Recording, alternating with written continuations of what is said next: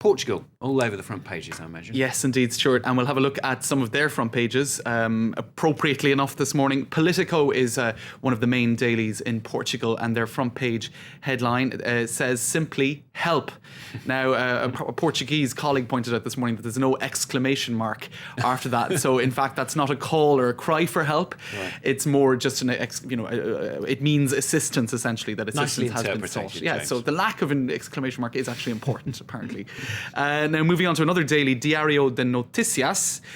Socrates asks for the help that he had always refused. This is the Prime Minister who actually had to call elections some weeks back because the fourth austerity package that he had introduced as Prime Minister was not supported by the opposition. And you can see the leader of the opposition there on the right-hand side of that front page, Pedro Passos Coelho, and he is now hotly tipped to be the next Prime Minister. And he is the cause, I suppose, for these elections coming up in June, which the Prime Minister, pictured on the left, had basically had been hoping to avoid, and he didn't want to take this aid package. So if we have a look at The Economist, one of their blogs online is giving details on this. It's saying basically that it's an interim aid package. It's not a full bailout. That will be for the next government, probably headed by Mr. Coelho, who we saw earlier, to negotiate with the IMF or the EU. So the third debt-laden economy in Europe's periphery to request financial rescue. And as a headline that says there, down goes another one after Greece and Ireland. Yeah, very poignant.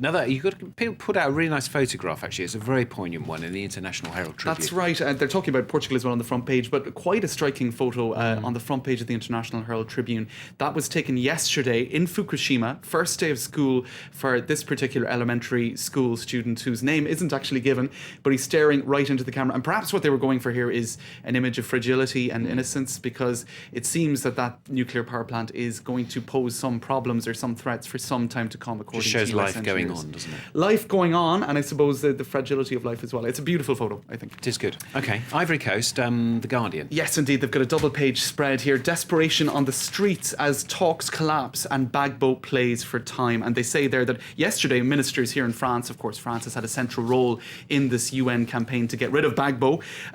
French ministers predicted he'd cede within hours. Well, that hasn't happened thus far. He's refusing to surrender, and some of his loyalists are even accusing Sarkozy of an assassination attempt. And so they point out that basically France's support of UN airstrikes infuriated Gbagbo, who blames Paris for supporting the north of the country, very much split between north and south, in a 2002-2003 civil war. And the article also paints a very desperate scene in the streets of Abidjan, where it's very, very difficult to get food and water, bank machines are out of cash, rubbish is piling up, supplies are running out. Some have to walk up to 10 miles, apparently, for drinking water. And indeed, they also have analysis in that double-page spread on Ouattara's crucial job as mediator. This is if and when Gbagbo is brought out from the bunker, I suppose. They're saying basically the country has been split between north and south for 10 years. During that time, there have been 2 civil wars. And we tend to forget that even though Ouattara did win that election, 45.9% of the population did vote for Gbagbo. So this is an extremely divided country. Reining in the militias, indeed, will be another big challenge. We saw that in the town of Douekwe on the 29th of March, according to the Red Cross, over 800 people were killed. Ouattara's troops were in part involved in that. Now, not all of the 800 were civilians, but quite a proportion of them were. They're also saying in that article that Ouattara does not have complete control over the forces supposedly loyal to him. And of course, he has no control whatever over Gbagbo loyalists. So really, it is quite a complicated picture. Just Ouattara coming in and taking over is not going to be the end of the problems, and ensuring that this new leadership won't include men tainted by all of this will be extremely difficult indeed. Difficult one. Okay, now The Guardian. You really like The Guardian today, yes, don't you? I do, actually. You pulled something else out from The Guardian about Bob Dylan. Favourite paper of mine. Bob Dylan in China. Now, you were talking about the Chinese artist and dissident Ai Weiwei, who was arrested this past week. Well, oddly, or ironically, in that same week, Bob Dylan, I suppose the original dissident in some senses. Not arrested, we hope. No, indeed. He was allowed in to play Beijing for the very first time. 6,000 people filed in to the Workers' Stadium Arena to hear here, the grandfather of the protest song, play his first gig in Beijing, and apparently it was quite the night. Although usually Dylan's concerts are vary massively, according to this article. You know, sometimes his songs bear no resemblance to the original; he just changes them utterly.